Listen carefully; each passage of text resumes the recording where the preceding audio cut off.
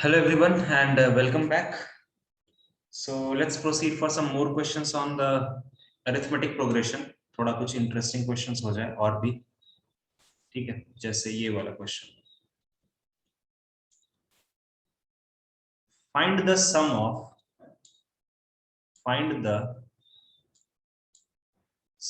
of integers from 1 to 100 that are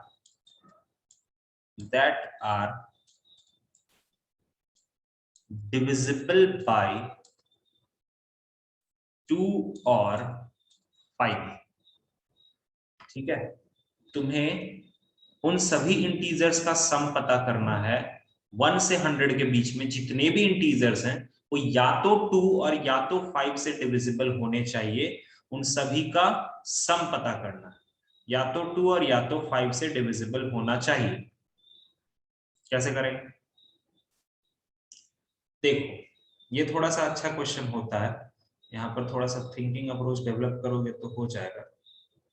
okay look, हमें बोला गया है कि 1 से 100 के बीच में जितने भी नंबर्स हैं वो या तो 2 से डिविजिबल होंगे या तो 5 से डिविजिबल हैं। उन सभी नंबर्स का सम चाहिए। ठीक है, तो हम यहाँ पर 3 तरह से काम करें। सबसे पहले नंबर डिविजिबल बाय 2।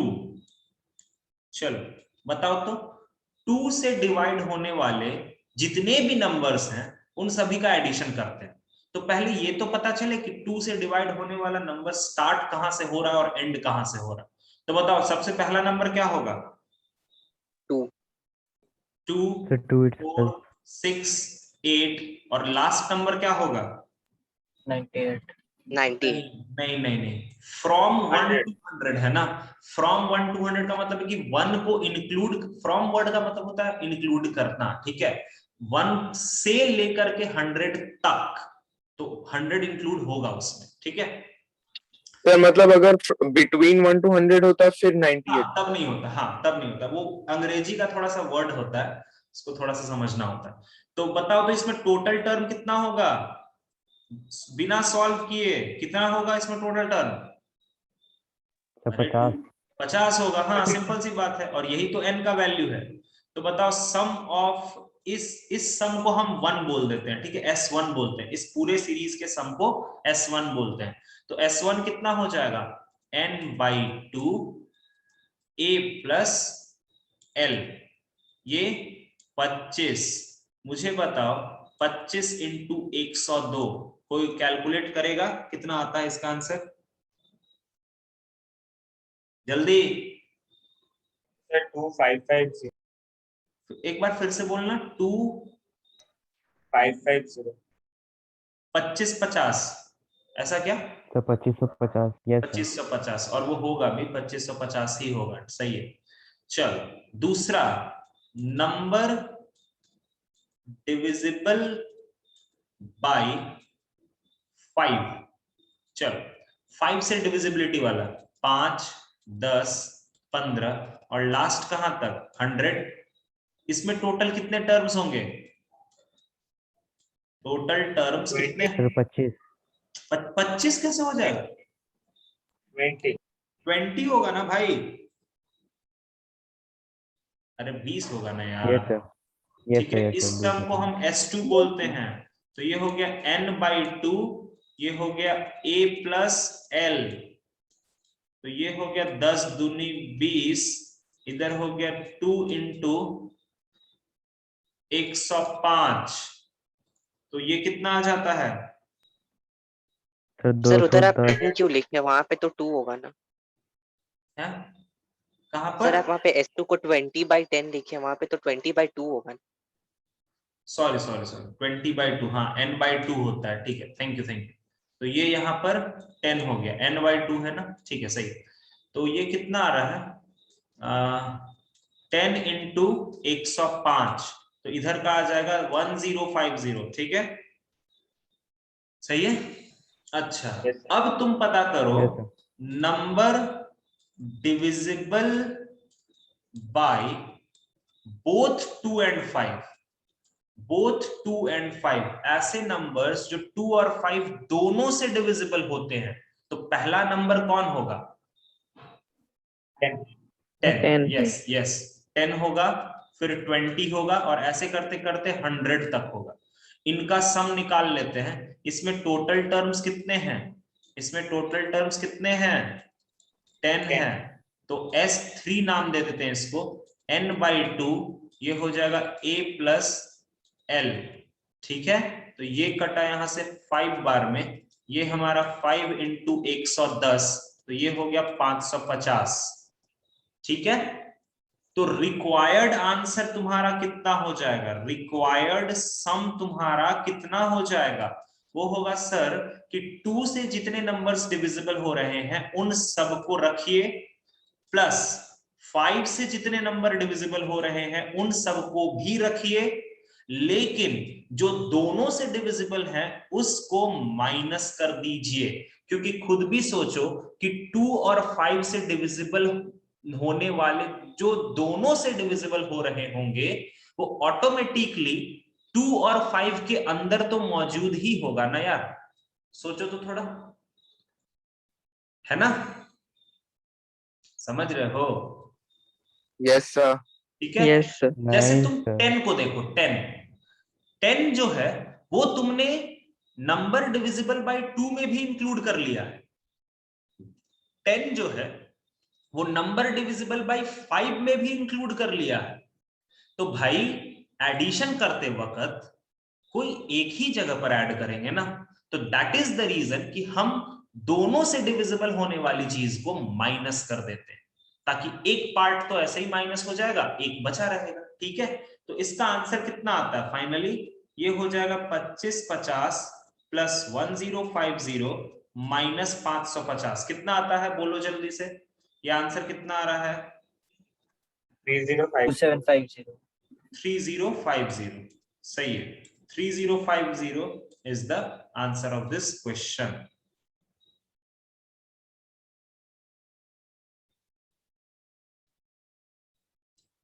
आया बात समझ में? Clear हो यस गया? सर। Yes sir. ठीक है, नेक्स्ट क्वेश्चन। कुछ इंपॉर्टेंट चीजें मैं बता देता हूं अभी,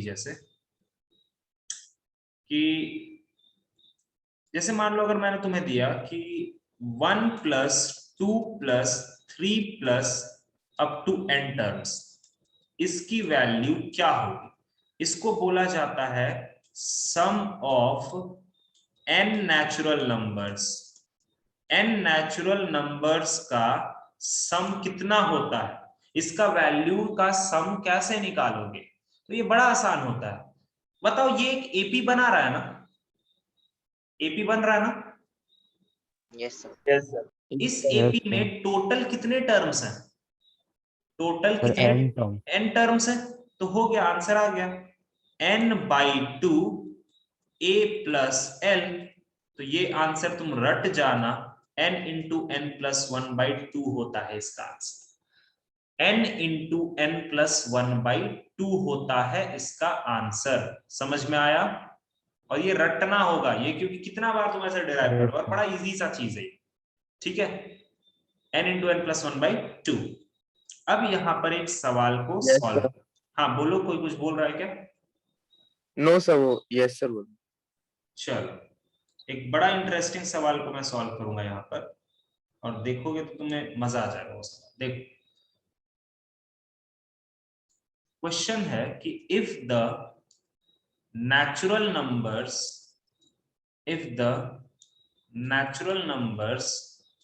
are written as shown, एक नेचुरल नंबर्स जितने भी है ना उनको एक पर्टिकुलर पैटर्न पर लिखा जा रहा है। देखो क्या है वो पैटर्न, 1 2 3 4 5 6 7 8 9 10, ऐसे करते करते नंबर्स को लिखा जा रहा है। मतलब पहले वाले रो में एक ही नंबर रहेगा, दूसरे वाले रो में 2 नंबर रहेगा, तीसरे वाले रो में 3 नंबर रहेगा, चौथे वाले रो में 4 नंबर रहेगा, ऐसे करके। तो तुम्हें क्वेश्चन बताना है कि then sum of terms in the nth row,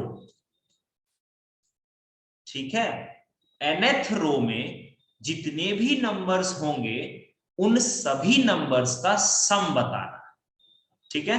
option है, ऑप्शन ए है n into n square minus 1, option B n into n square minus 1 by 2, option B है n into n square plus 1 by 4, option C है n into n square plus 1 by 2, और option D है none of these. ये है question, ठीक है। अब देखो यार, इसका एक तो बड़ा इजी सा शॉर्टकट मैं बता देता हूं। वैसे ऑप्शन दिया हुआ है इसीलिए ये शॉर्टकट चल जाएगा, बट उस पर मतलब एक कुछ जगह तक ही वो शॉर्टकट चला पाओगे। अगर क्वेश्चन को डिफिकल्ट बनाना होगा ना तो ये क्वेश्चन बड़ा डिफिकल्ट बन सकता है।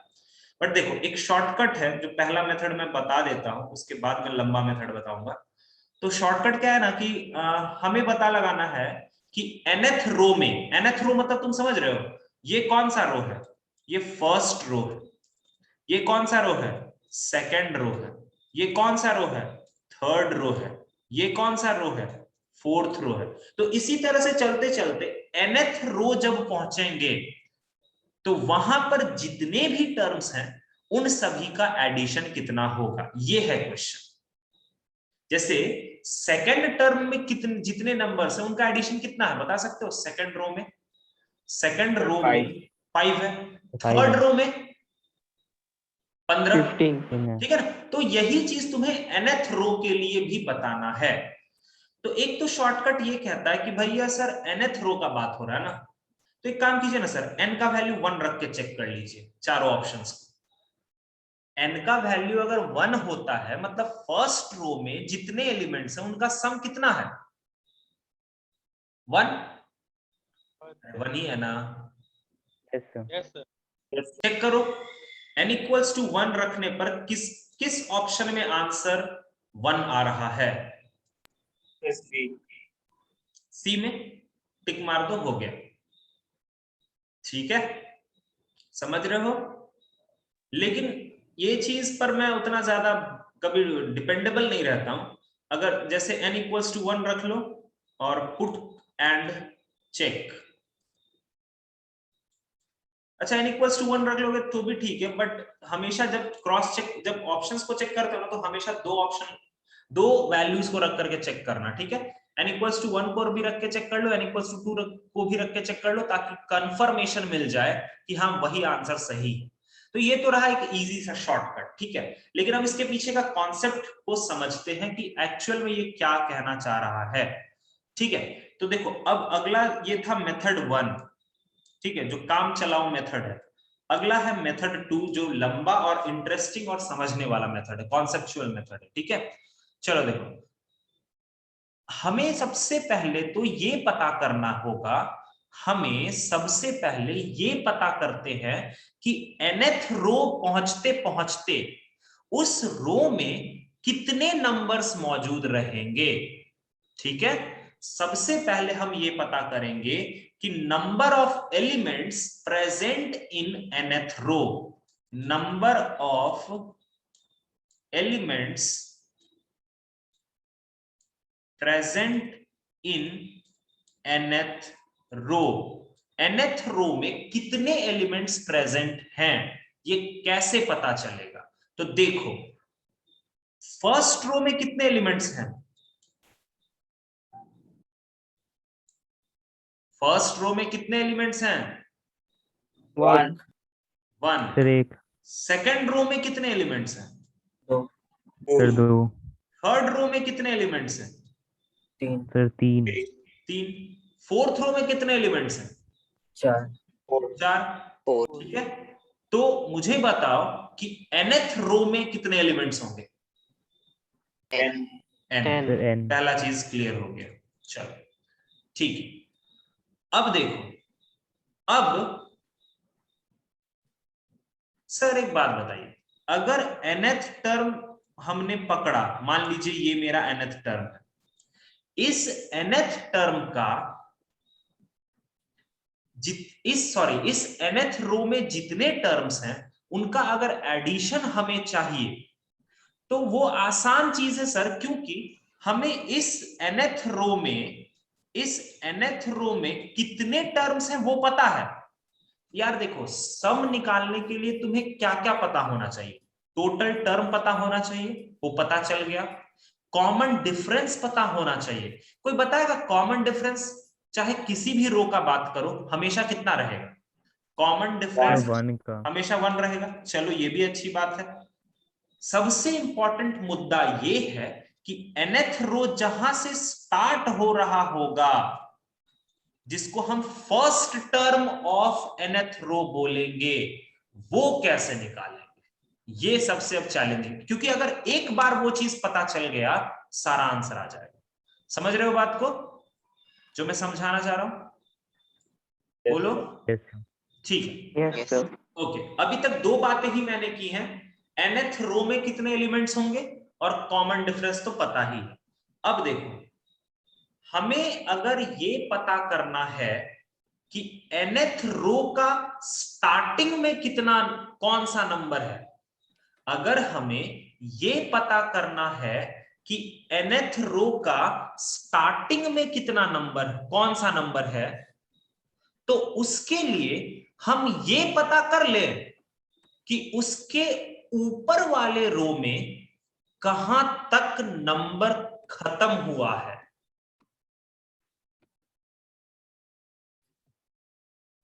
Yes. sir.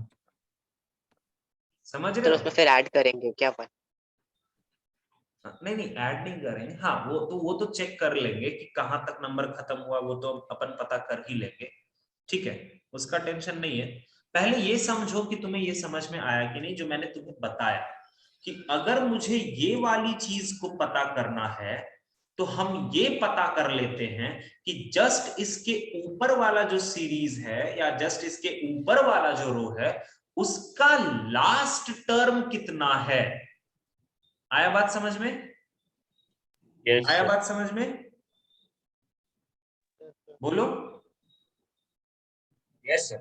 ठीक है, तो अब सारा खेल ये हो जाता है कि नंबर ऑफ एलिमेंट्स, अब उसके लिए सबसे पहले हम ये पता करते हैं कि number of elements used till n-1th row. nth row का देखो, जैसे फोर्थ रो का बात करते हैं, फोर्थ रो जो तुम्हें दिख रहा ना, पहले उसका बात करते हैं। फोर्थ रो का फर्स्ट टर्म कितना है? 7 है। तो उस 7 को अगर हमें पता करना होगा तो थर्ड रो में नंबर्स कहां तक खत्म हो चुके हैं ये पता कर ले तो हमें पता चल जाएगा। उसमें एक ऐड ही तो करना है। समझ रहे हो बात को? ठीक है। Yes. sir. तो चलो बताओ, अब हम पता करते हैं कि n-1th रो तक में कितने नंबर्स खत्म हुए होंगे। ठीक है सर, ये भी बताना आसान है, क्योंकि पहला रो में कितना नंबर यूज हो रहा है? Number of elements used in first row कितना? 1। 1. Number 1. Of elements used in second row 2। Number of elements used in third row 3। Number of elements used in fourth row 4। ऐसे करते करते number of elements used till n-1th row, तो n-1। आया बात समझ में? Yes, sir. जैसे अगर मैं तुमसे बोलूं कि थर्ड रो तक में टोटल कितने नंबर्स खत्म हो चुके हैं, तो तुम बोलोगे सर अगर हाथ पर काउंट करते हैं तो 6 नंबर खत्म हो चुका है, लेकिन क्या इसको कोई दूसरे तरीके से काउंट किया जा सकता है? तो यस, फर्स्ट रो में 1 नंबर, सेकंड रो में 2 नंबर, थर्ड रो में 3 नंबर, ऐड करो देखो 6 ही आएगा। समझ में आ रहा है? हाँ सर।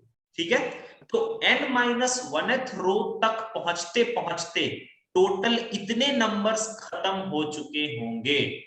अब चलो इसके बारे में भी, अब ये भी एक एपी है ना बॉस, अगर ये एपी है तो इसमें टोटल टर्म कितना दिख रहा है, टोटल टर्म कितना दिख रहा है, n minus n one. minus 1 चलो इसको भी फाइंड आउट करते हैं, n minus one by to, total term by two, पहला टर्म प्लस आखिरी टर्म, ये और ये कटा, देखो इसका आंसर कितना है, n into n minus one by two. मतलब ये अभी फाइनल आंसर नहीं आया, ये अभी इतना आंसर है। मतलब सर यहां तक हमारा टर्म खत्म हो चुका है, यहां तक हमारा टर्म खत्म हो चुका है। तो फर्स्ट एलिमेंट ऑफ nth रो, बताओगे क्या होगा, nth रो का तो उसमें फर्स्ट 1 ऐड हो एलिमेंट जाएगा। क्या होगा, क्या होगा, Sir, n by n minus 1 by 2 plus 1. हाँ 1 ऐड हो जाएगा, वेरी गुड। तो ये होगा n into n minus one by two plus 1, क्योंकि भैया हमें ऊपर तक का नहीं पता करना, हमें अपना nth रो का पहला टर्म पता करना। तो पहला टर्म तो वही होगा n into n minus one by two plus 1। तो यहां से अगर अपन सॉल्व करते हैं इसको, तो फर्स्ट एलिमेंट मिल गया सर, फर्स्ट एलिमेंट हमें nth रो का मिल गया, और यही चाहिए था हमको। तो ये कितना आ जाएगा, ये आ जाएगा n स्क्वायर प्लस, सॉरी ये आ जाएगा n square minus n plus 2 by 2 आएगा क्या, Yes. बोलो। चलो अब हम सीधा सम निकाले क्या, हमें देखो क्या क्या चीजें हमें पता चल गया, nth रो के बारे में, nth रो के बारे में हमें क्या क्या चीज पता चल गया, उस nth रो में टोटल टर्म कितना है, n है, सर जितने n भी टर्म्स है उस nth रो में उनके कॉमन डिफरेंस कितने हैं, 1 तो है, 1 और उस nth रो का जो फर्स्ट टर्म है वो कितना है, वो है n square minus n plus 2 by 2। इतना चीज हमें पता चल गया। सम निकालते हैं, सम निकालने के लिए हम क्या करते हैं, टोटल टर्म बाई 2, वो वाला फॉर्मूला, बड़ा वाला फॉर्मूला, 2 इंटू फर्स्ट टर्म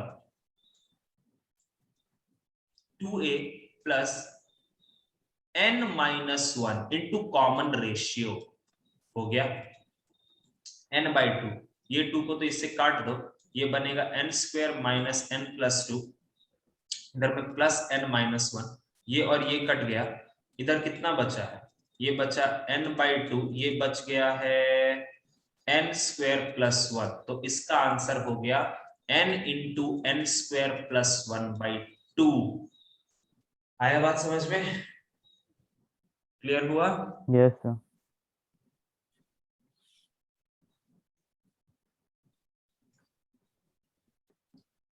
एक बार खुद से भी सोचना, ये सोचोगे ना तभी कर पाओगे, वरना इसको मुश्किल है समझने में। अब यहाँ पर सीरीज को कैसे भी वो बदल के दे सकता है, यहाँ पर तो लाइन से सीरीज चल रहा है ना, ऐसा भी कर सकता है कि 1 3 5 7 9 11, ये भी एक सीरीज हो सकता है। तो ये कॉन्सेप्ट समझ के रखोगे ना, तुम्हारा काम निकल जाएगा आराम से। कॉन्सेप्ट को समझो कि nth टर्म में n रोज है, कॉमन डिफरेंस फिलहाल इस क्वेश्चन के लिए 1 है, और nth रो का पहला टर्म निकालना है, तो हम ये पता करेंगे कि उसके ऊपर वाले रो में कहां तक टर्म खत्म हुआ है, ठीक है, तो आराम से आंसर आ जाता है। समझ में आया ये बात, Yes, sir. Yes sir. ठीक है। थोड़ा ये बड़ा क्वेश्चन था, इसलिए मैक्सिमम टाइम तो यही चला गया।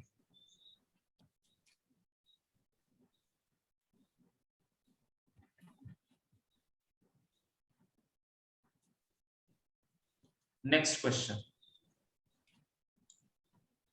If log 2 base 3, comma log base 3 2 का power x minus 5 and log base 3 2 का पावर x minus 7 by 2, अगर ये तीन नंबर्स AP में है, are in AP, find the value of x, x की वैल्यू पता करनी है। अगर ये तीनों नंबर्स एपी में है तो, अगर ये तीनों नंबर्स एपी में है तो हमें x का वैल्यू पता करना है।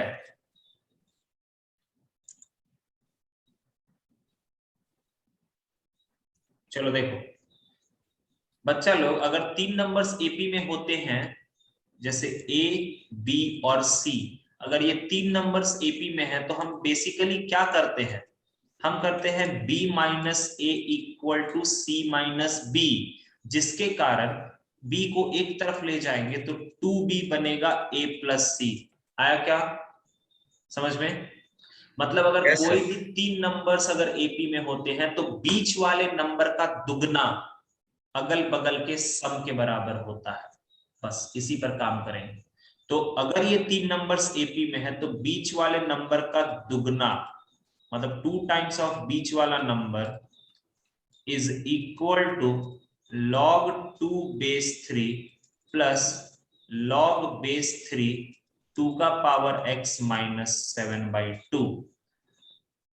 ठीक है, अब एक काम करते हैं, इस 2 को log की प्रॉपर्टी से माथे पर लेके जाते हैं, तो ये बनेगा log बेस 3 2 का पावर x माइनस 5 का होल स्क्वायर। अच्छा, इधर भी log का प्रॉपर्टी अप्लाई करते हैं, log a plus log b, तो log a plus log b कितना होता है? अरे क्या होता है log a प्लस, हाँ log AB. ठीक है, 2 का पावर x माइनस 7/2। अब दोनों तरफ से log जो होगा ना वो मन में कट जाएगा, log with base 3 log with base 3 मन में कट जाएगा। ठीक है, ऐसे काटते नहीं है पर ठीक है मन में कट जाएगा। तो ये बनेगा 2 का पावर x माइनस 5 का होल स्क्वायर, ये बनेगा 2 इंटू 2 का पावर x माइनस 7/2। ये हो गया यार, 2 का पावर x ना 2-3 बार रिपीट हो रहा है, तो एक काम करते हैं 2 का पावर x को हम t पकड़ लेते हैं, 2 का पावर x को हम t सब्स्टिट्यूट कर देते हैं। तो ये क्या बनेगा, ये बनेगा t माइनस 5 का whole square is equal to 2 into t minus 7/2। ये हो जाएगा t square plus 25 minus 10t। अब इस 2 को मल्टीप्लाई कर लो अंदर, तो ये होगा 2t माइनस 7, एक तरफ ले जाते हैं तो t स्क्वायर माइनस 12t और 7 5 12 32, मिडिल टर्म फैक्टराइजेशन करते हैं, ये होगा t square minus 8t minus 4t plus 32 equal to 0। ये t ऐसे ही रहेगा, ये हो गया t माइनस 8 माइनस 4 ऐसे ही रहेगा, t माइनस 8 इक्वल टू 0, और यहां से हमारा आ जाएगा t माइनस 8 और t माइनस 4 इक्वल टू 0। ठीक है, क्लियर है ये चीज? तो यहां से t का वैल्यू कितना आ गया, एक तो 8 आया और एक 4 आया। आया क्या? सही है? Yes. लेकिन ये आंसर नहीं है, हमें ये थोड़ी ना आंसर देना है, हमें तो अभी कुछ और भी काम करने हैं, हमें अभी ये आंसर नहीं देना है। हमें क्या करना है कि x का वैल्यू पता करना है। ठीक है, तो चलो आप x का वैल्यू कर लेते हैं पता। तो t को हमने क्या माना था, t को हमने माना था 2 का पावर x जो कि 8 के बराबर है। तो 2 का power x is equal to 2 का क्यूब, तो x का वैल्यू कितना हो गया, 3 के बराबर। यहां पर 2 का power x is equal to 4, तो 2 का power x is equal to 2 का स्क्वायर, तो x का वैल्यू किसके बराबर हो गया, 2 के बराबर। सही है क्या? क्लियर है? Yes sir. Yes sir. अब बताओ मुझे कि इसमें कौन सा आंसर हम एक्सेप्ट करेंगे, दोनों या एक, या एक भी नहीं? कम ऑन, मैंने लॉग पढ़ाते वक्त क्या बताया था कि लॉग का जो नंबर होता है वो हमेशा क्या होना चाहिए, ग्रेटर देन 0 होना चाहिए ना। Yes. लॉग का नंबर जो होता है वो ग्रेटर देन 0 होना चाहिए ना भाई, लॉग का कंडीशन। यस या सर। है ना? एक काम करो, यस सर। तुम्हारे पास इधर देखना, लेफ्ट हैंड साइड में मैं लिख रहा हूं x का वैल्यू एक बार आया है 2 और x का वैल्यू एक बार आया है 3। एक काम करो, ये जो x का वैल्यू है ना, इसको सेकंड वाले लॉग में रख के देखो तो क्या वो कंडीशन को सेटिस्फाई कर रहा है क्या? देखो देखो देखो, अरे बाबा x का वैल्यू वहां रखो और बताओ कि लॉग का नंबर क्या हो रहा है। -1। तो क्या कभी भी नंबर, जो लॉग का जो नंबर होता है वो -1 हो सकता है क्या? नहीं सर। नहीं, क्योंकि number should be greater than 0। तो x इक्वल टू 2 को हम रिजेक्ट कर देंगे because log condition is not valid. Log का कंडीशन सेटिस्फाई नहीं हो रहा है। अच्छा, x इक्वल टू 3 पर, हाँ सर वो हो जा रहा है। तो यहां से दो आंसर नहीं होगा, फाइनल आंसर क्या होगा? x equal to 3। आई बात समझ में? आया क्या समझ में सभी लोगों को? Yes sir. क्लियर हुआ ये Yes, sir. चीज? ठीक है, तो अभी फिलहाल इतना ही रह रहे थे। एक्चुअली क्वेश्चंस तो बहुत सारे हैं अभी आगे भी, ठीक है, बट अभी इतना ही रहने दो, अपन आगे भी सॉल्व करेंगे। अभी कुछ अच्छे क्वेश्चंस हैं अभी हमारे पास, अभी देखते हैं, ठीक है। आई थिंक एपी वाले क्वेश्चंस जो मॉड्यूल में हैं वो तुम ट्राई कर सकते हो। प्रीवियस ईयर क्वेश्चंस जो मॉड्यूल के अंदर हैं, जेईई मेंस के जो प्रीवियस ईयर क्वेश्चंस हैं वो भी तुम सॉल्व कर सकते हो, ठीक है। उसमें कुछ बड़े अच्छे क्वेश्चंस तुम्हें दिखेंगे, ठीक है। वो मुझे अगले क्लास में करवाना है, क्योंकि मैं अभी पहले तुम्हारा कॉन्फिडेंस बिल्डअप कर रहा हूं कि धीरे धीरे तुम बना सकते हो क्वेश्चन। जैसे ये भी एक अच्छा क्वेश्चन था, इस तरह का क्वेश्चन इसी साल 2021 के मार्च के अटेम्प्ट में आया था, ठीक है। तो डेफिनेटली ये सब बहुत अच्छे क्वेश्चंस होते हैं जहां पर दूसरे चैप्टर्स का यूटिलाइजेशन होता है। तो जब तुम पीवाईक्यू सॉल्व करोगे ना, तो तुम्हें अच्छे से पता चलेगा कि क्वेश्चंस किस तरह का आता है। सारा चीज पढ़ाया हुआ है, बट क्वेश्चन को वो थोड़ा सा लेंदी बना देते हैं, ठीक है। क्वेश्चन इजी होता है, बट उसमें थोड़ा सा दिमाग लगा करके थोड़ा लेंदी बना देते हैं वो लोग क्वेश्चन, ताकि बच्चा थोड़ा परेशान हो जाए। डायरेक्टली आंसर वो नहीं मांगते हैं। तुम अगर ये सोचते हो कि सर ने तो बताया कि nth टर्म निकालना है, ये करना है, तो चलो वही क्वेश्चन आएगा, नहीं। सर ने तुम्हें सारी चीजें तोड़ तोड़ के पढ़ाई हैं। वहां एक क्वेश्चन में क्या पता दो कॉन्सेप्ट मिला हुआ हो, सेम चैप्टर का दो कॉन्सेप्ट मिला हुआ। मैंने तुम्हें nth टर्म अलग पढ़ाया है, सम ऑफ nth टर्म अलग पढ़ाया है, बट मेंस में सवाल कैसा होता है कि एक ही क्वेश्चन में ये दोनों काम तुमसे करवा लेगा। समझ रहे हो ना बात को? तो ये बस थोड़ा सा तुम्हें वहां पर सिंक्रोनाइजेशन रखना पड़ेगा। रेस्ट सारी चीजें पढ़ाई हुई है यार। अगर तुम वहां थोड़ा पेशेंस रख के क्वेश्चंस को सॉल्व करोगे ना, डेफिनेटली हो जाएगा तुमसे सॉल्व, कोई परेशानी नहीं होगा। तो ट्राई करना, जो सीक्वेंस सीरीज का पीवाईक्यूज है ना, वहां से ट्राई करना, वो तुम्हें खुद भी समझ में आ जाएगा कि ये एपी का पीवाईक्यूज है, ये क्या है, खुद भी समझ में आ जाएगा, ठीक है। तो कोशिश करो मॉड्यूल से जितने भी एपी से रिलेटेड सवाल है वो सॉल्व करो। तुम्हारे सीनियर्स ने बहुत ज्यादा क्वेश्चन सॉल्व किया था सीक्वेंस सीरीज पर, मॉड्यूल वगैरह सब सॉल्व कर रखा उन लोगों ने, तो तुम लोग भी सॉल्व करो, ठीक है, ताकि आगे चल करके बर्डन ना हो जाए। अभी से ही जितना एपी का क्वेश्चन दिखता है ना भाई, तुम सॉल्व करना चालू करो।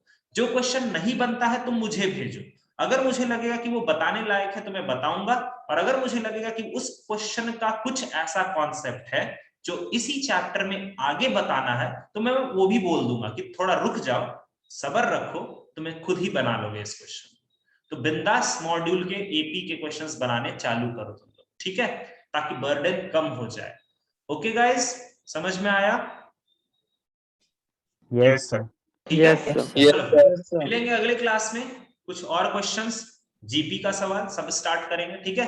तब तक के लिए नमस्ते, जय Hind, good night, bye bye, Good Thank night, you, sir. Thank you, sir. Good night, sir. Good night, good night.